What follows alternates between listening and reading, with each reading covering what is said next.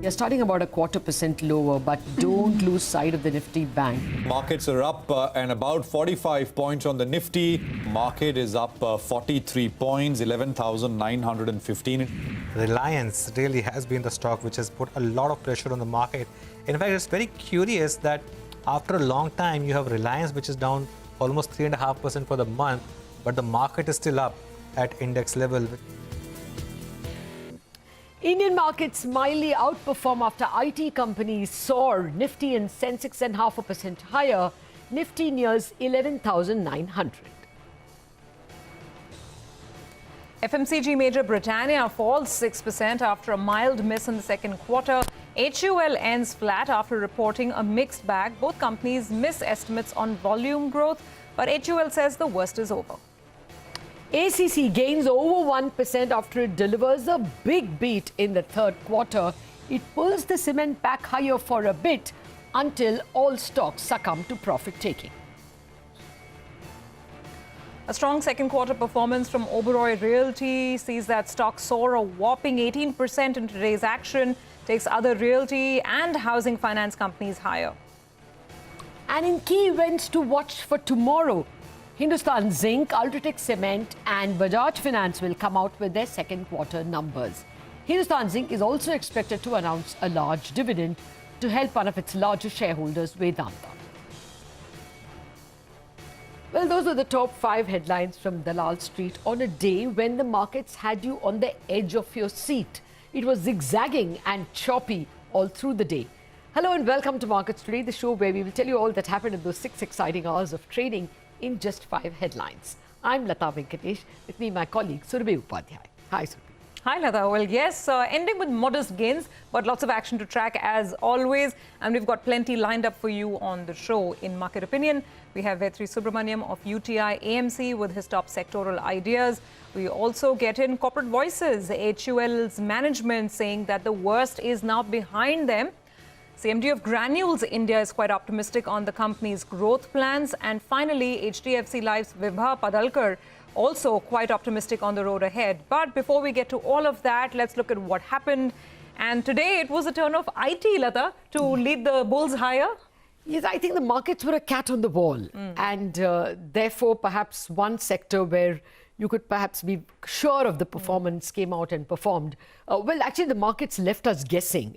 Even in the morning, the expectations were that there is a lot going for the bulls, but everyone was afraid to even go, and put their long bets with any certainty. I mean, Asia was kind of amber. It was red and green in morning. And although the Wall Street handover was very red, Dow futures were in the green. So we were a confused lot in the morning and the markets really didn't help.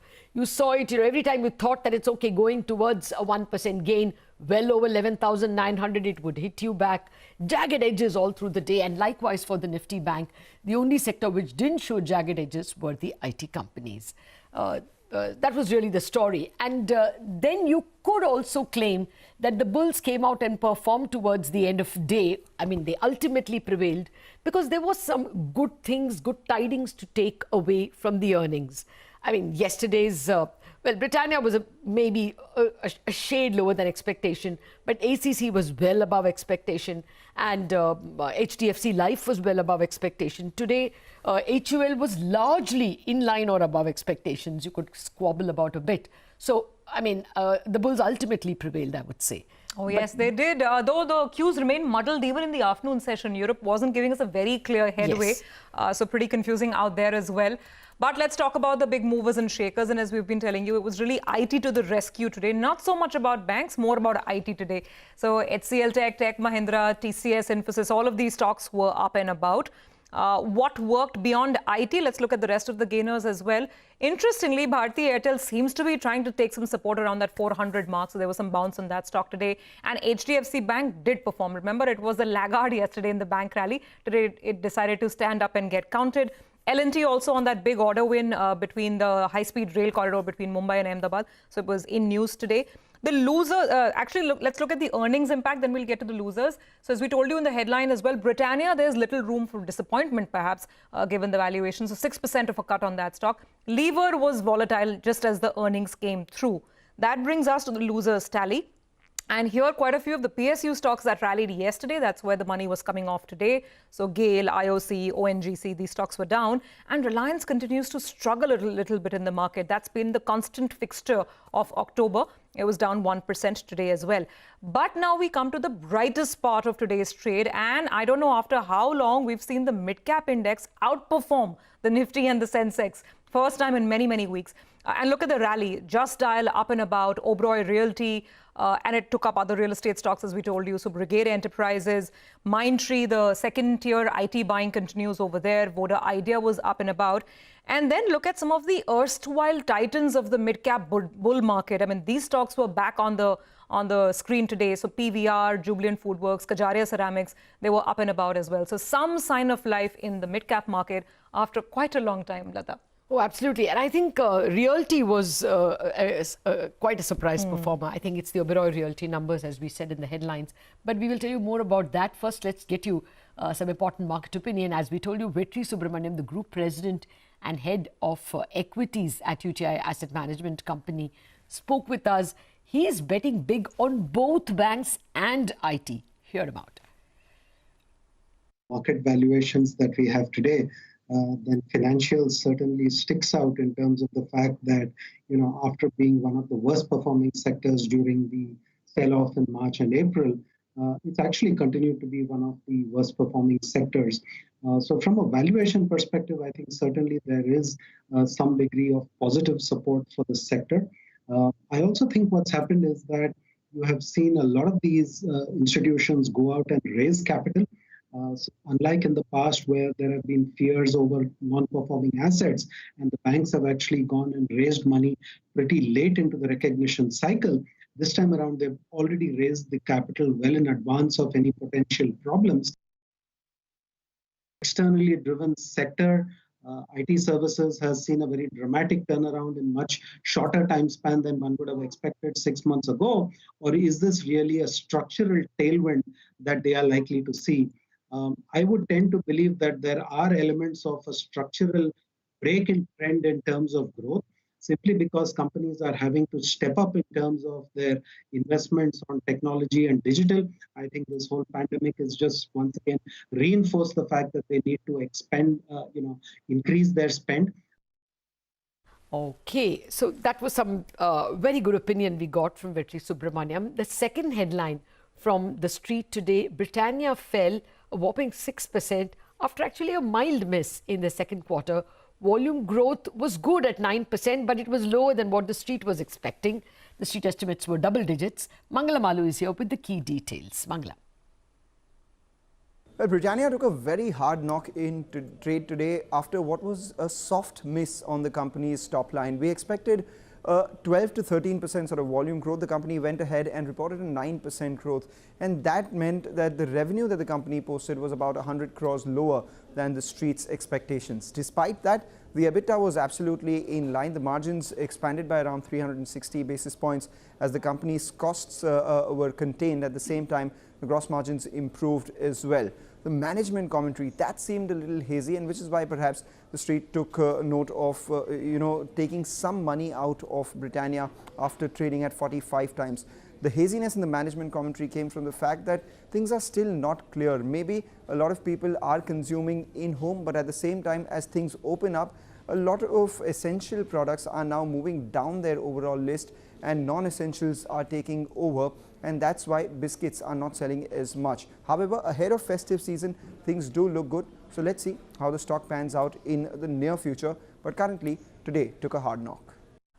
Okay, yes, that was the one stock that was down. Let's talk about the other major FMCG earning of the day as well, Mangalam. HUL, how did the numbers stack up here? Well, for Hindustan Unilever, the second quarter, just 3 words: worst is over. That's exactly what the management said. And if you take a look at the numbers as well, reported numbers, no real complaints. As far as the top line is concerned, a 16% growth. The street was working with just a 13% growth. And out there, even EBITDA and net profit were much above what all the analysts on the street were expecting. The EBITDA actually grew higher despite the company taking a leg up on their ad spends as well. Quarter on quarter, we saw a 42% jump in the company's ad spends. What led to this growth? Well, 80% of their portfolio grew in double digits, so that was the positive. Health, hygiene, and the biggest leader for growth was Horlicks acquisition, because the foods business actually grew 83% for the company. Most on the street were not working with a number beyond 50%. So that was a big positive. However, there were a few quibbles. 20% of the company's portfolio actually declined 25%, and that's a bit of a quibble. The second one is the fact that volumes grew just 1% as against street expectations of 2 to 3%. However, management commentary was rather positive. In fact, they said that rural demand is also resilient, with some caution coming in from the urban demand. Stock trades at 50 times, not particularly cheap, but these results were good. Okay, well, Horlicks to the fore, isn't it? Thank you very much, Mangalam. Well, the worst is behind us. As Mangalam told us, those were the key words from HUL's Srinivas Phatak, and he also spoke about rural growth looking good. Let's listen in to the big man from HUL. We are cautiously optimistic, and we believe that the worst is behind us from an economic perspective, while the COVID situation remains uncertain. Rural growth is looking resilient, and this needs to sustain, while urban growth is a little uncertain.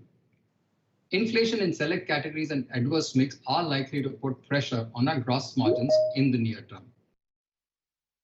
All right, that was HUL. Now let's move to the third headline of the day. ACC gained over 1% and pulled up several other cement stocks for a bit until they succumbed to profit-taking in late trade. ACC delivered a big beat in its third quarter, and brokerages were also upbeat on the stock. Nigel is here with all the details and the analysis. So a strong show from ACC, Nigel? Well, ACC's numbers were good. They beat estimates by nearly around 15% in comparison to our poll. A few factors are played out there. Realizations contracted by only around 2% on a sequential basis. The street was bracing itself for a 4 to around 6% contraction out there. Besides that, they've been focusing on cost rationalization, and that's where you saw employee costs and other expenditure. They were both sharply lower. And besides that, the benefits of their master supply agreement with Ambuja Cements, that's playing out as well. What are brokerages making then in terms of their numbers? CLSA, they believe that it trades at a discount to other large peers, and that's why they've upped their target price. You have Kotak out there. They've gone ahead and increased their EPS estimates for the next few years. They're saying that, upcoming expansions, that bodes well for them. The RMC business will turn around, and also their cost-saving projects will bode well for the stock going ahead. Jefferies, they have one of the highest target prices at around 2,200 rupees odd. They're particularly impressed with the cost saving and the cost efficiency for the company. Finally, Citi, they've gone ahead and increased their target price. They say that ACC and Ultratech Cement are the best place for them. Back to you. All right, thank you very much for that, Nigel. Actually, there are several companies that came out with numbers, and therefore let's play out some more to you. An important company we spoke with was Granules India. Krishna Chigurupatti, the chairman and managing director of that company, said that the company's revenues in this financial year will double, and double of what they saw in the last financial year. He adds that he expects to see a 30% growth thereafter as well. Listening. So this year, as it is, we will be doing double the growth what we anticipated. And that's because we got a lot of ANDAs approved earlier than what we thought we would get them at. And also we started getting bigger market shares as there have been some disruptions in the US markets and other markets too. So this is what has led to accelerated growth, but otherwise, this is exactly as per our planned trajectory. Okay, now look at that, doubling the growth this year and then another 30%. So strong words coming in from the head of Granules. We'll take a break on that note, but we have lots more interesting bites and headlines from the street. Stay with us.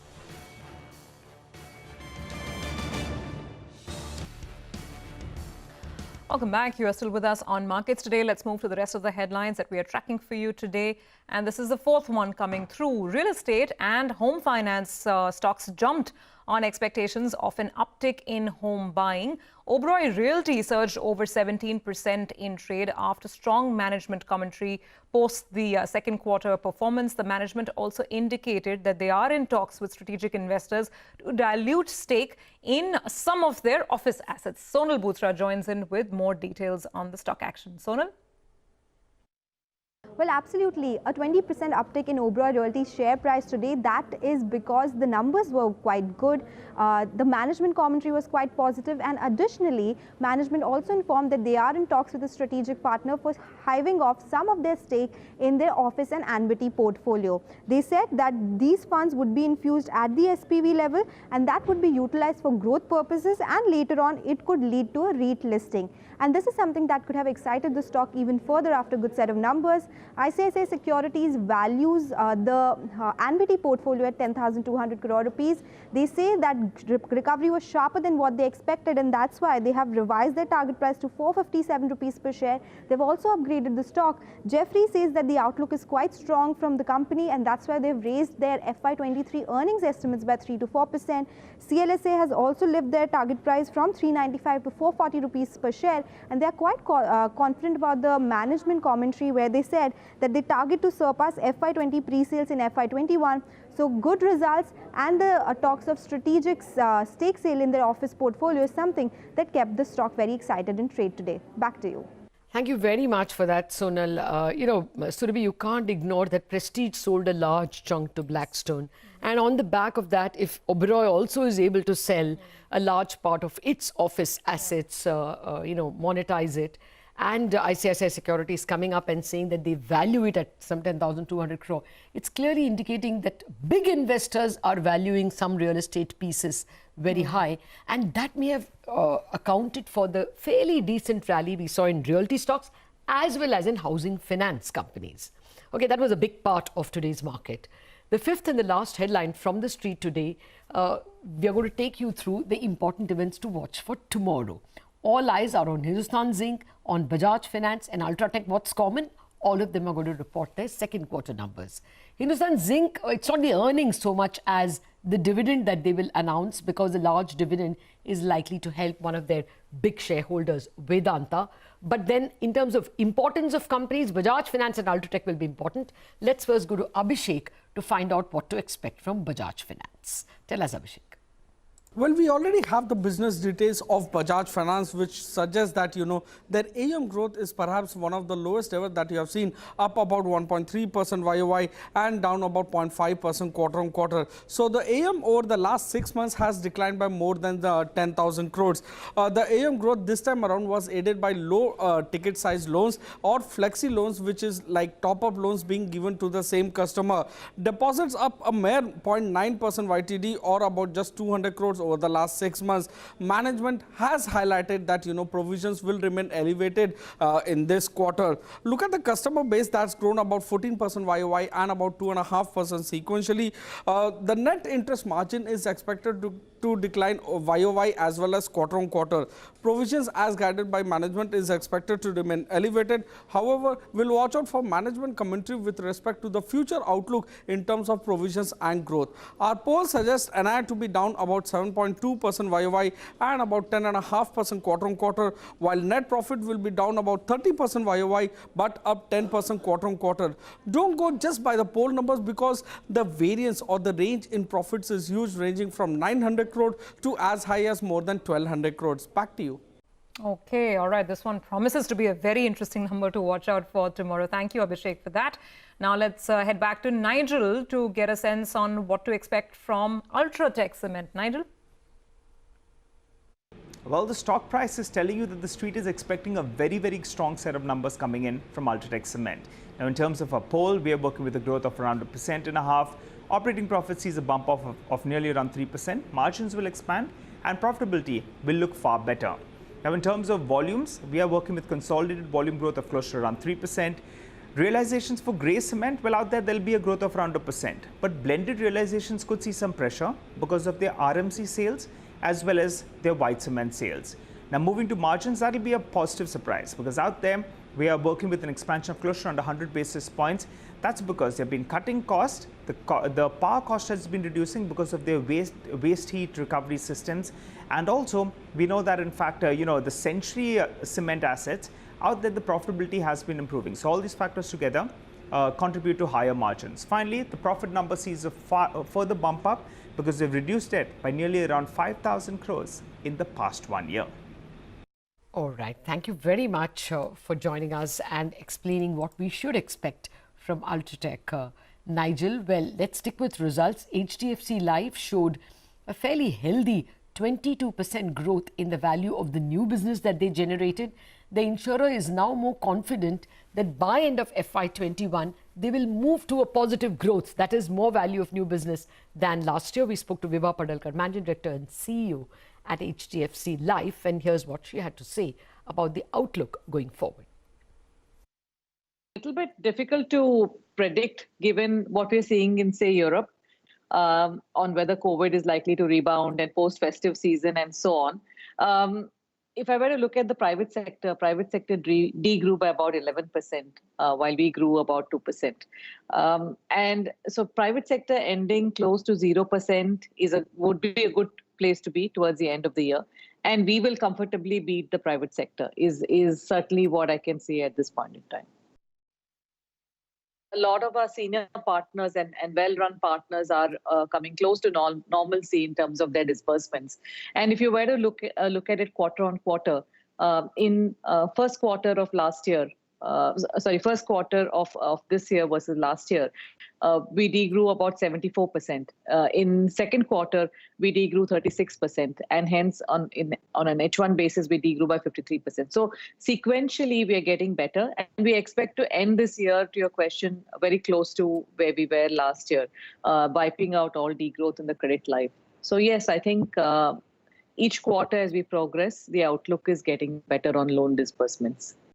Okay, so that was one of the few companies which said that by the end of the year, they will wipe out all the negativity of Q1 and actually post a small growth. Always good to hear that, isn't it? Thank you very much. That's it on this edition of Markets Today.